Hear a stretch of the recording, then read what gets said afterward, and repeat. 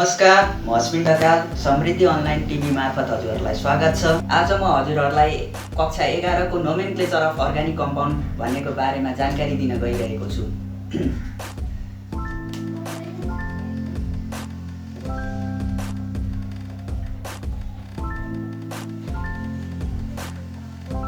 Nomenclature of organic compounds. अब यो nomenclature भनेको चाहिँ हाम्रो नेमिङ हो। Nomenclature means naming. नेमिङ यसको पुरै मिनिङ भनेको naming of organic compounds. Organic कम्पाउन्ड्सहरू हामीलाई नाम त थाहा हुनु पर्यो, कुन अर्ग्यानिक कम्पाउन्ड हो, कुन अर्ग्यानिक कम्पाउन्ड हो, के हो, नाम थाहा नभइकन हामीले त्यसको बारेमा जानकारी पाउन सक्दिनँ। त्यही भएर यो भनेको एकदमै भेरी इम्पोर्टेन्ट च्याप्टर हो। इक्जाममा पनि सधैँ सोधिरहन्छ र यो एकदमै जान्न एकदम आवश्यक छ। अब नेमिङ अर्ग्यानिक कम्पाउन्डको नेमिङ गर्दा हाम्रो दुईटा मेथडले नेमिङ गर्न मिल्छ। एउटा भनेको कमन अर ट्रिभियल मेथड भनिन्छ, अर्को भनेको आइयुपिएसी मेथड भनिन्छ। अब यो कमन अर ट्रिभियल मेथडमा चाहिँ naming of organic compound on the based of the source. कुन सोर्स हो, कुन सोर्सबाट यो अर्ग्यानिक कम्पाउन्ड आयो त्यस अनुसार नेमिङ गरेको छ भने त्यसलाई ट्रिभियल मेथड भनिन्छ। अब हामीलाई जस्तै CH3COOH यो भनेको हाम्रो एसिटिक एसिड हो। एसिटिक एसिड हो। यो भनेको हामीले केबाट पाउँछौँ भन्दा भिनेगारबाट पाउँछौँ हो। यसको यो सोर्स भनेको भिनेगार हो र यो भिनेगारबाट पाउने भएको कारणले यसलाई एसिटिक एसिड भनिन्छ। यो भनेको चाहिँ नेमिङ गर्ने कमन मेथड अथवा ट्रिभियल मेथड भनिन्छ। अब जस्तै आइयुपिएसी भनेको चाहिँ यो भनेको चाहिँ naming of organic compound in a systematic and organized way. Systematic र अर्गनाइज्ड वेमा कुनै पनि अर्ग्यानिक कम्पाउन्डलाई नेमिङ गरिन्छ भने त्यसलाई आइयुपिएसी भनिन्छ। Naming of organic compound on systematic and organized way। अब यो हाम्रो आइयुपिएसी को पनि छुट्टै फुल फर्म छ। आइयुपिएसी को फुल फर्म के हो भन्दाखेरि international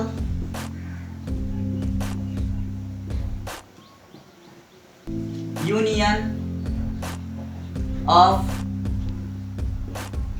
pure and applied chemistry.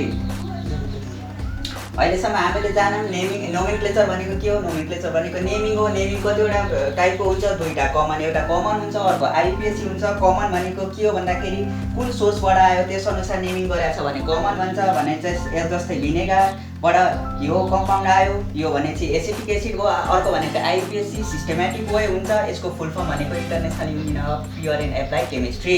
यतिसम्म हामीले सिक्यो। अब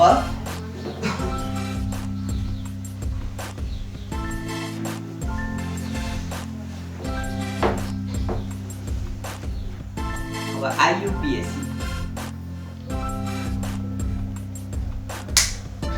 आइयुपिएसी हामीले थाहा पाउनको लागि तीनटा कुरा थाहा पाउनुपर्छ।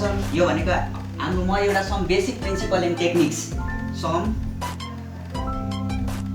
बेसिक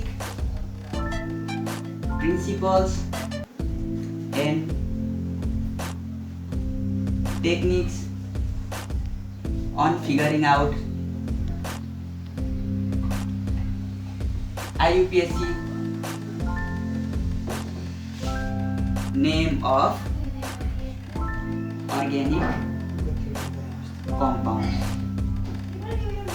अब हामीले आइयुपिएसी नेम थाहा पाउनको लागि तीनटा कुरा जान्नुपर्छ। के भन्दाखेरि एउटा हुन्छ प्रिफिक्स, अर्को हुन्छ वर्ड रुट, अर्को हुन्छ सफिक्स। हामीले यति तीनटा कुरा जान्यौँ भने हामीले अर्ग्यानिक कम्पाउन्डको नेमिङ एकदमै इजी वेमा गर्न सक्छौँ। मेन इम्पोर्टेन्टै यही हो। अब म यहाँ वर्ड रुटदेखि सिकाउँछु, सफिक्स अनि अन्तिममा प्रिफिक्स सिकाउँछु। वर्ड रुट भनेको चाहिँ कस्तो भन्दाखेरि द कार्बन चेनमा कतिवटा कार्बन एटम छ कतिवटा कार्बन एटम छ त्यसलाई भनिन्छ हाम्रो word root number of carbon atom present in organic compound the number of carbon atoms on organic compound. अब हाम्रो सफिक्स भनेको दुईटा तरिकाको हुन्छ, प्राइमेरी सफिक्स र अर्को हुन्छ सेकेन्डरी सफिक्स। प्राइमेरी सफिक्स भनेको चाहिँ कस्तो भन्दाखेरि whether the compound is saturated or unsaturated त्यो हेर्ने भनेको प्राइमेरी सफिक्स हो।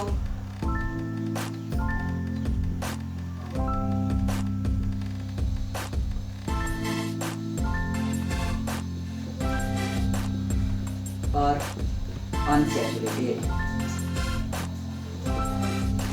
स्याचुरेटेड भनेको चाहिँ कस्तो भन्दाखेरि हाम्रो दुईटा कार्बन चेनको बिचमा एउटा मात्र बोन्ड छ भने यसलाई स्याचुरेटेड भनिन्छ र हाम्रो कार्बन चेनको बिचमा एकदेखि बढी दुईटा अथवा तीनटा बोन्ड छ भने त्यसलाई हामी अनस्याचुरेटेड भनिन्छ।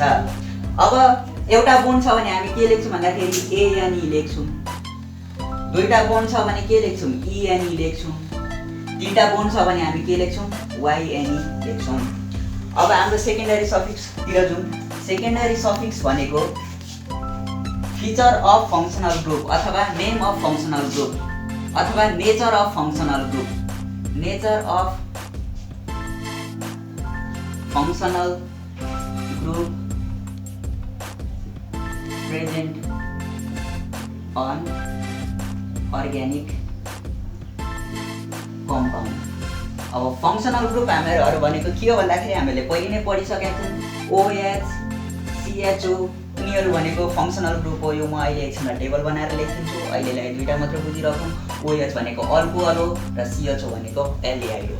अब वर्ड रुट र सफिक्स भयो। अब हामी प्रेफिक्सतिर जान्छौँ। प्रेफिक्स पनि सफिक्स जस्तै प्राइमेरी प्रेफिक्स छ, सेकेन्डरी प्रेफिक्समा डिभाइड हुन्छ। प्राइमेरी हो अर्को सेकेन्डरी हो। अब हाम्रो प्राइमेरी प्रेफिक्समा के हुन्छ भन्दाखेरि हाम्रो यो प्राइमेरी प्रेफिक्स भनेको चाहिँ यो organic compound, organic carbon chain open हो कि क्लोज हो। कार्बन चेन दुईटा हुन्छ, एउटा ओपन हुन्छ अर्को भनेको क्लोज हुन्छ हो। अब कार्बन चेन हाम्रो ओपन छ भने त ओपन भइहाल्यो, तर क्लोज छ भने चाहिँ हाम्रो के हुन्छ भन्दाखेरि carbon chain close carbon chain छ भने प्राइमेरी प्रेफिक्समा हामी के लेख्छौँ भन्दा साइक्लो भन्ने वर्ड युज गर्छौँ हो। यति हो प्राइमेरी प्रेफिक्स भनेको। अब सेकेन्डरी प्रेफिक्सतिर जाऊँ। सेकेन्डरी प्रेफिक्स भनेको पनि nature of functional group used as substituent। यो भनेको चाहिँ सेकेन्डरी प्रेफिक्स भनेको चाहिँ functional group present in the organic compound रह्यो। सेकेन्डरी प्रेफिक्स भनेको चाहिँ name of functional group use as substituent. कुनै कुनै फङ्सनल ग्रुप हामी सब्स्टिट्युएन्टको युजमा युज गर्छौँ, त्यसलाई भनिन्छ हामी secondary prefix.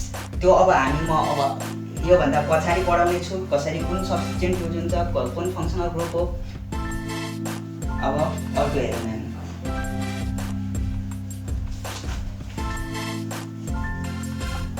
Number of carbon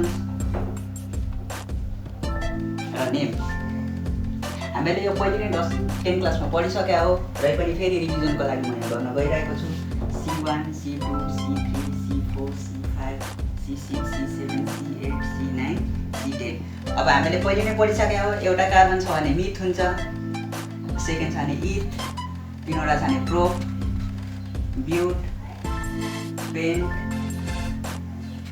x hept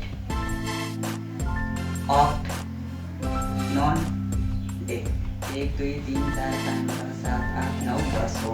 यो हामीले पहिले नै पढिसकेको छ। एउटा कार्बन छ भने मिथ, दुईटा छ भने इथ, तीनवटा छ भने प्रो ब्युट पेन्ट एक्स हेप्ट अक्ट नन डेक। यो हामीले यो एउटा टेबल भयो। अब अर्को के छ भन्दाखेरि यो चाहिँ एकदमै इम्पोर्टेन्ट, एकदमै धेरै हेर्नुपर्ने एउटा चार्ट बनाउन गइरहेको छु म। यो भने चाहिँ के भन्दाखेरि नेम अफ फङ्सनल ग्रुप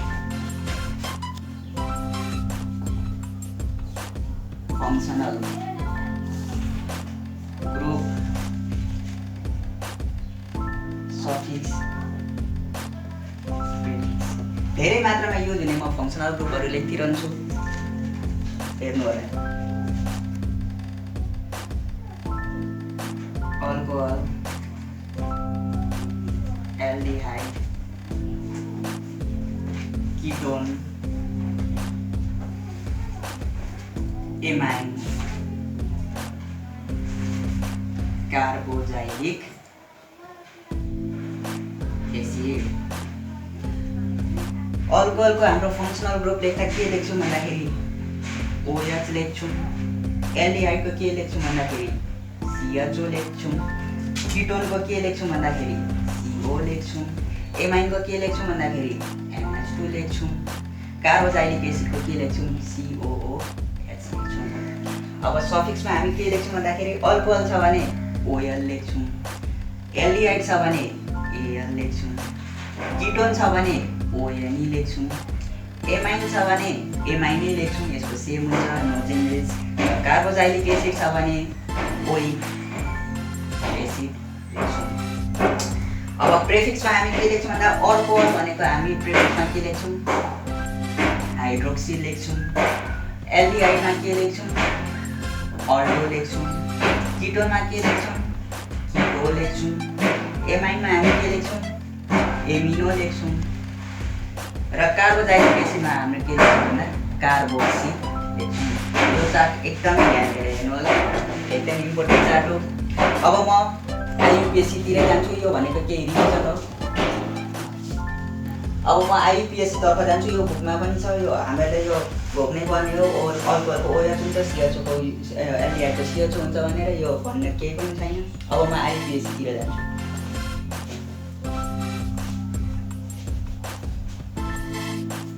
यो भने चाहिँ हाम्रो रिभिजन थियो।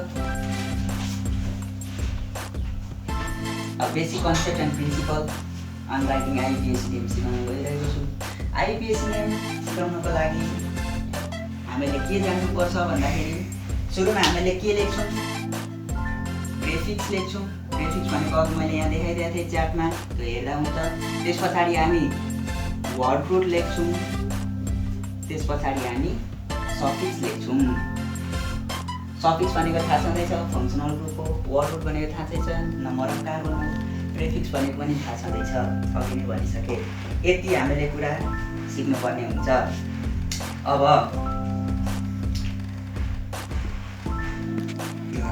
अब यसलाई अझै इजी रूपमा सिक्नु पर्दाखेरि कस्तो हुन्छ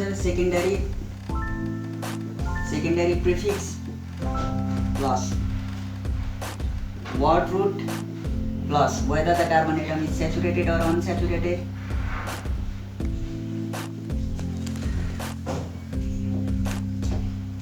र सफिक्स। अब म एउटा अर्ग्यानिक कम्पाउन्ड लिन्छु, त्यसको एउटा नेमिङ सिकाउँछु, हेर्नु होला।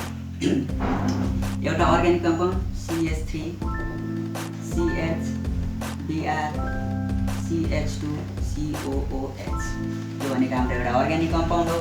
यसको अब हामी के निकाल्न गइरहेछौँ, हामीलाई अहिलेसम्म IUPAC नेम थाहा छैन, हाम्रो यही फर्मुला युज गरेर हामी IUPAC नेम सिक्न गइरहेको छौँ। यसको अब हामीले के निकाल्नु पर्यो IUPAC नेम।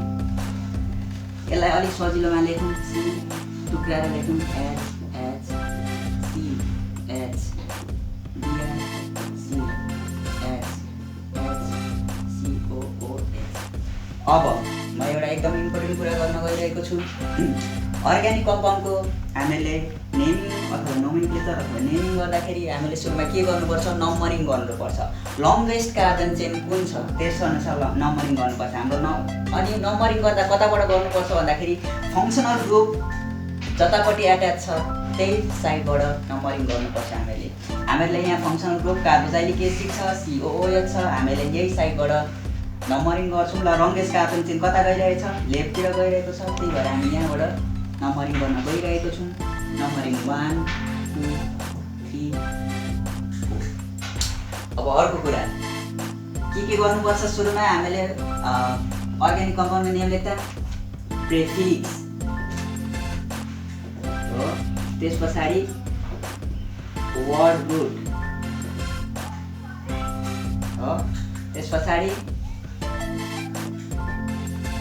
प्राइमेरी सफिक्स, त्यस पछाडि सेकेन्डरी सफिक्स।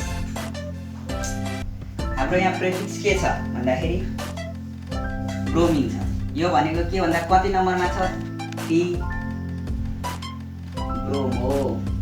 वर्ड रुट हाम्रो कार्बन चेन कतिवटा छ? मिथ, इथ, प्रो, ब्यूट। 4 वटा छ भने के हुन्छ? ब्यूट। हाम्रो प्राइमेरी सफिक्स के छ? Whether it is saturated or unsaturated. हाम्रो एउटा मात्र बोन्ड छ, सिंगल बोन्ड छ। त्यही भएर हाम्रो सिंगल बोन्डमा मैले अघि नै भनेको थिएँ, सिंगल बोन्ड हुँदा एएनई हुन्छ, डबल बोन्ड हुँदा इएनई हुन्छ र ट्रिपल बोन्ड हुँदा वाइएनई हुन्छ। हाम्रो यहाँ कार्बनको कहीँ पनि डबल बोन्ड छ त? छैन। हो, सिंगल बोन्ड छ। त्यही भएर हामीले के लेख्नु पर्यो? एएनई। सेकेन्डरी सफिक्स भनेको हाम्रो के छ? यो छ COOH भने चाहिँ कार्बोजाइलिक एसिड। कार्बोजाइलिक एसिडको हामी के लेख्छौँ? OIC एसिड लेख्छौँ। अब हाम्रो यो टुगेदर आइपिएसी नेम गर्दा कस्तो हुने हो भन्दा